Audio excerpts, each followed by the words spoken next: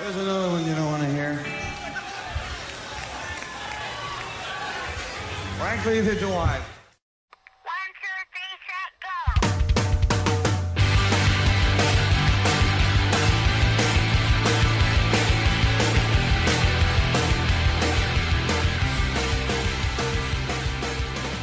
You are tuned into the Power Chord Hour right here on 107.9 WRFA, as well as maybe you're listening to us on the Power Chord Hour podcast. However you are listening to this, thank you very much for listening to this. I'm very excited for this one. Today, I'm talking to our guest, Nancy Wilson, legendary guitarist of the band Heart, who is hitting the road here this summer and fall on the Royal Flush 2025 tour. Many close dates to Jamestown. If you're in the Jamestown listening area, they got many shows this August, including up in Bethel and Canandaigua, and even over in Akron, Ohio. None of those very far away here. More dates as well. If you're listening from anywhere else, you can go over to heart-music.com and find them all. But let's talk to Nancy. Let's get into it. Nancy, how are you doing? Hey, Anthony. I'm good. Happy to talk to you today. Oh, I'm excited for this. I'm excited to talk some music, touring, and all of that, which I want to kind of start with that. You know, I know obviously Heart tours quite a bit. You were no strangers to that.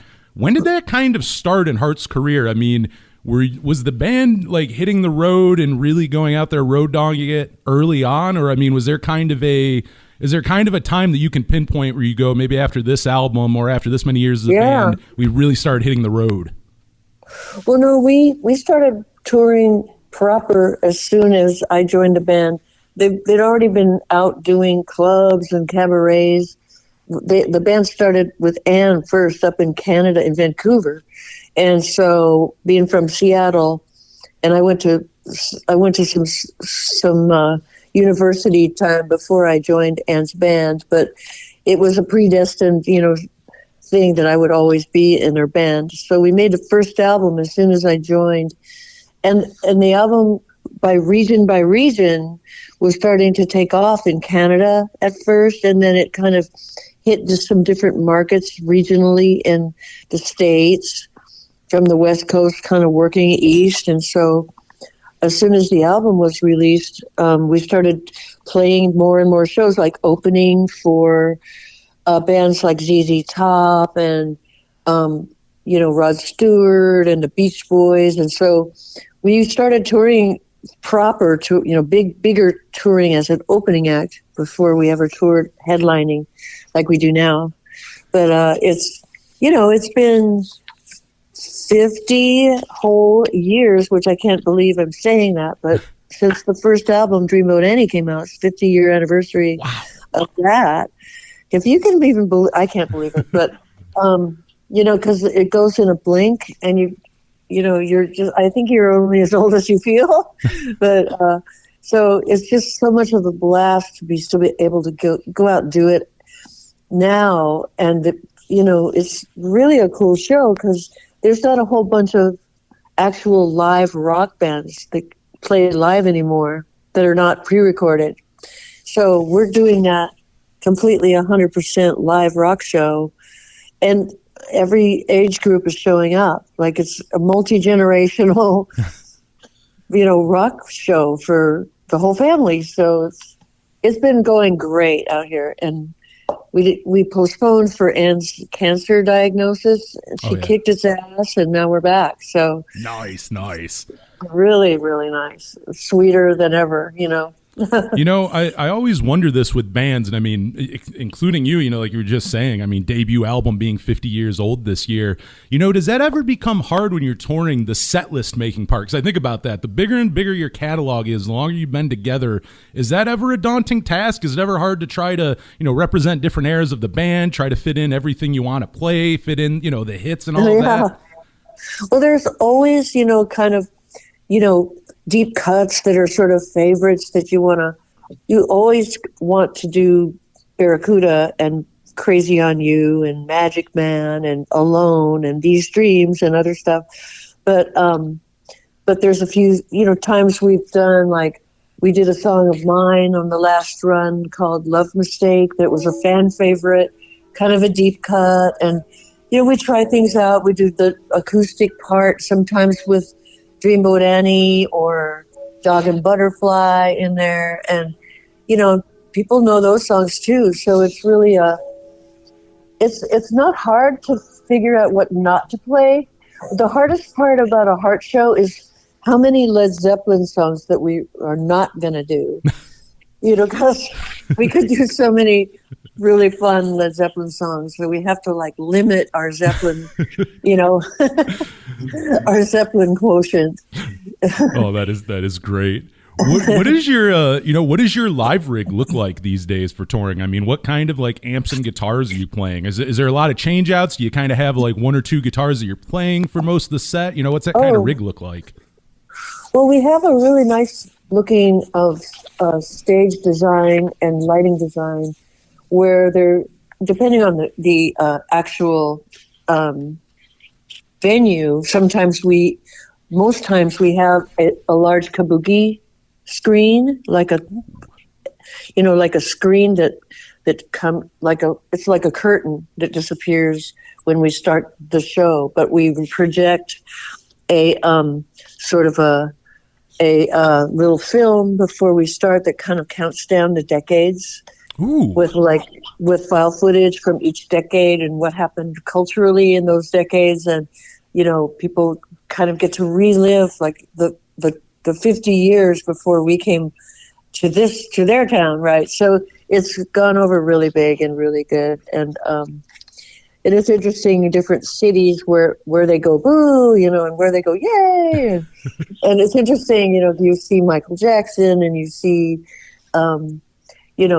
stuff that happened in the culture. You see those Spice Girls, people go yay, and Michael Jackson yay, and they see, Led Zeppelin at the Kennedy Center, and they go yay, and they see some political stuff, and they go boo, and I won't name names, but it's really cool the way it's usually set up, depending on the size of the venue.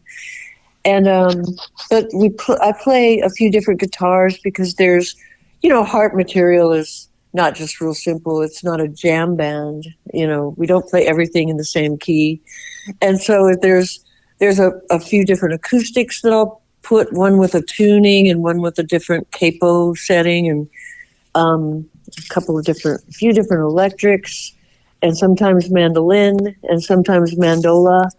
And one of the guys sometimes plays a little banjo out here, and then he plays mandolin over there. So it's a real musical rock show. And like I say, there's all age groups. It's multi-generational. So there's a lot of kick-ass rock as well as romantic ballads going on. And people love to come and sing along and stuff like that, and bring their kids. So it's just been a real sweet tour so far, because it's a real positive experience, and so it's a perfect escape hatch instead of staying home watching the news, for sure. Come to a Heart show instead.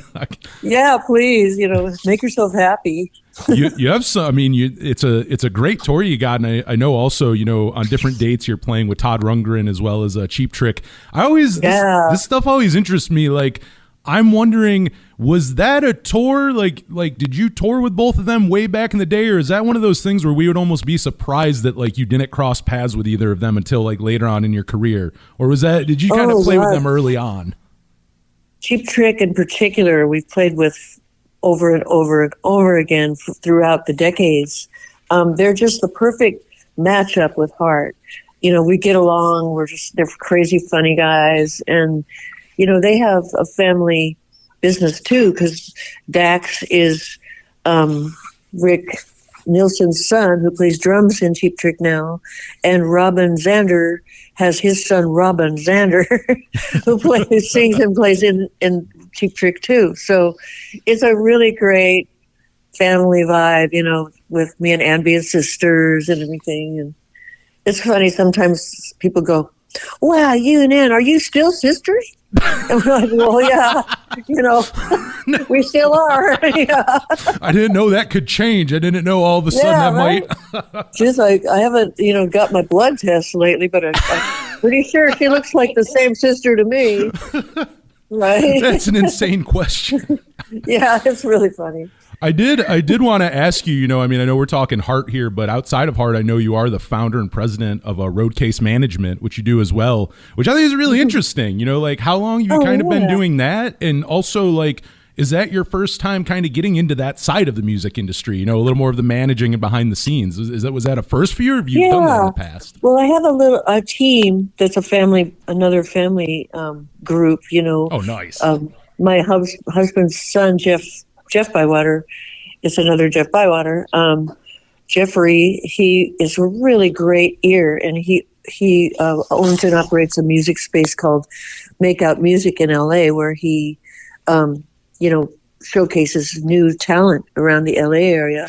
A lot of really cool new singer-songwriters and bands. And so we hooked up our company with Jeffrey, and his, he's got golden ears for finding what's new and upcoming. I mean, he kind of discovered a lot of people like Bon Iver, the college radio style, and a couple of other artists that got really huge that he was like, damn, I should have tried to sign those guys. So we kind of got a company now with two really amazing artists, D. Lloyd, LZ. He's just got signed with Concord Records, and he's about to drop a new album. And then our other artist, Madison XO, has a fantastic album she's finishing up right now. And so they're just competent, fantastic performers, singer-songwriters in their own right. And it's something for me to feel really good about helping the next generation, come up and hopefully get them seen, like get them noticed, because it's, I think, harder than ever these days for young artists. Unless you go viral on TikTok or something, it's not really that very easy for people to find you. No, it doesn't. It doesn't seem like it. I'm with you there. And sometimes I feel like with TikTok and all those, there's too many things at once. So it's hard to kind of get through the static. It's a lot. No, exactly. You have to really scroll, keep on scrolling. Yeah. I feel like, it almost seems impossible. Do you feel like kind of with what you do with a Roadcase, do you feel like you've kind of brought in past experience, like you have that musician side where you can kind of go in and, the things you do, it's like you can kind of, I assume, know both sides of the things. You kind of go in there going like, well, I've been a musician, so I know this side of it.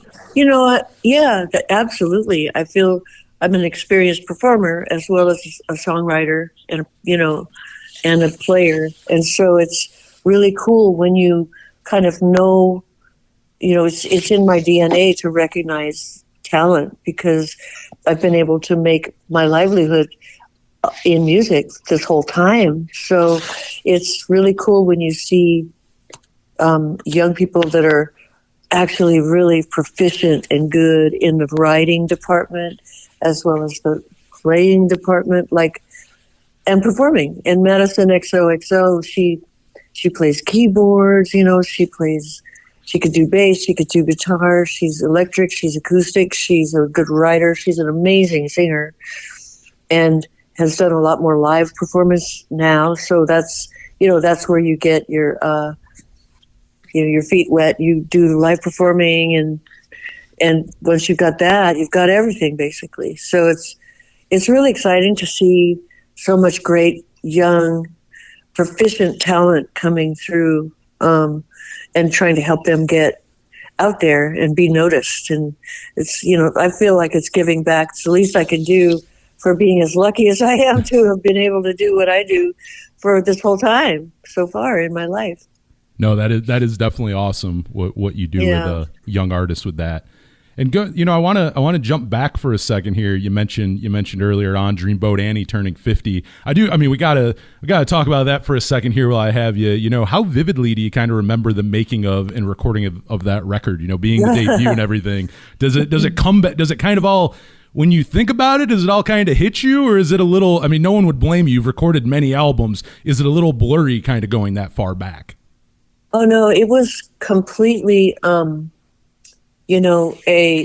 A full-on reality check for us as little wannabe baby rock band, performers.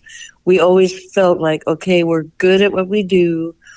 if we really work hard, put our and slog away and play clubs and record this album at the same time. And, there was a lot of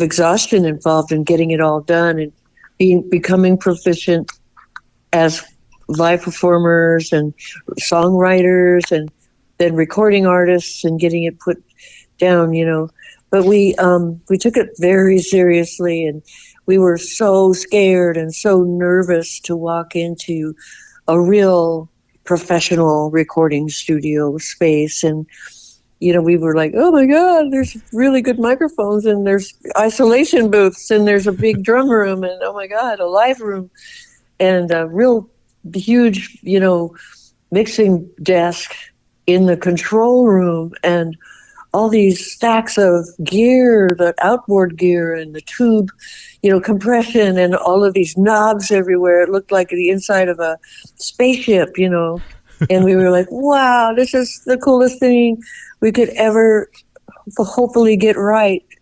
And we were scared, in there. We were nervous. It was hard to perform. It was hard to sing at first because we were playing. You could just slow down a little bit. You're playing really fast. It was like, okay, I'm really nervous right now. So, it's stuff like, just starting out and being a baby band, but we were scared to, we weren't scared to fail. We were scared to try to capture it correctly. And we had the highest hopes and the biggest dreams that we could, be noticed. And then we were. It worked out.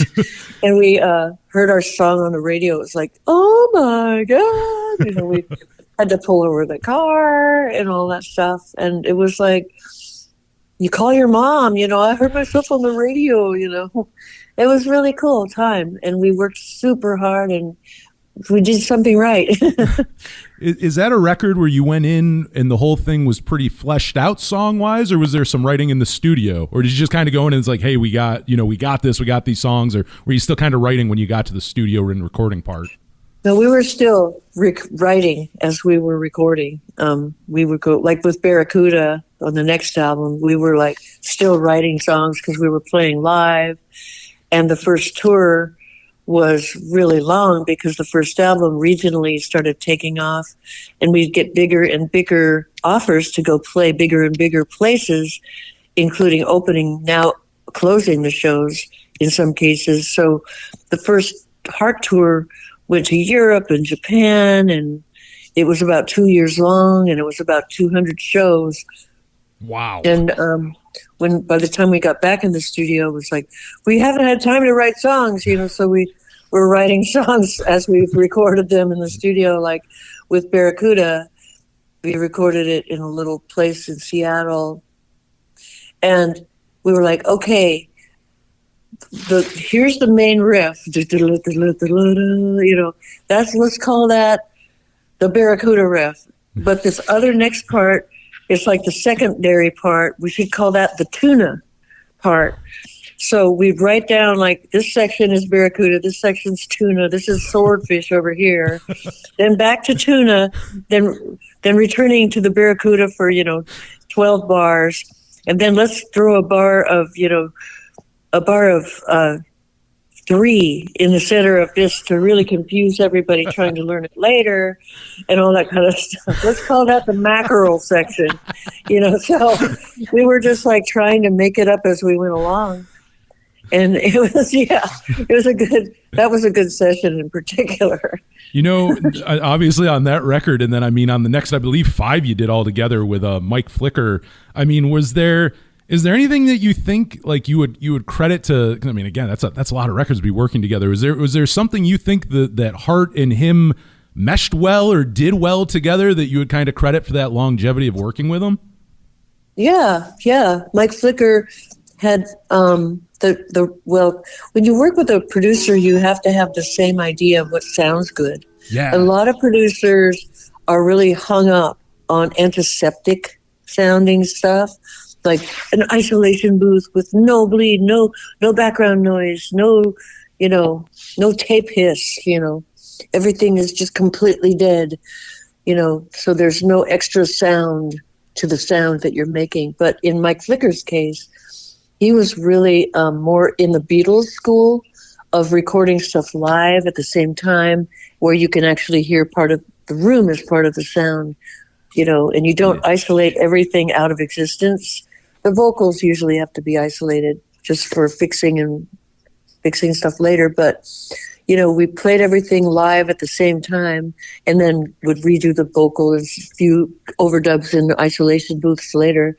But the energy of the sound of the room of people playing together at the same time is palpable. You can feel it.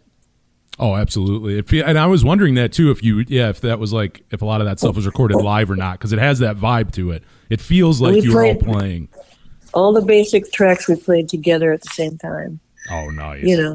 And you might have to do 20 takes to get the one that feels like, wait, that was the one, or the first half of that take 15 and the last half of take 20 were the perfect vibe. So you get out the razor blade and cut the physical tape and splice the physical tape together, and then you make the backup. So I was going to ask you that as well. It's kind of scary. Yeah, you don't have Pro Tools, so that's what I hear. When I talk to people who recorded albums in that era, you don't have Pro Tools and Auto Tune and all these. You can't go back and fix things. You can splice tape. That was kind of the editing you had of the time. It seems like film was edited that way then too. Like a piece of film, same deal.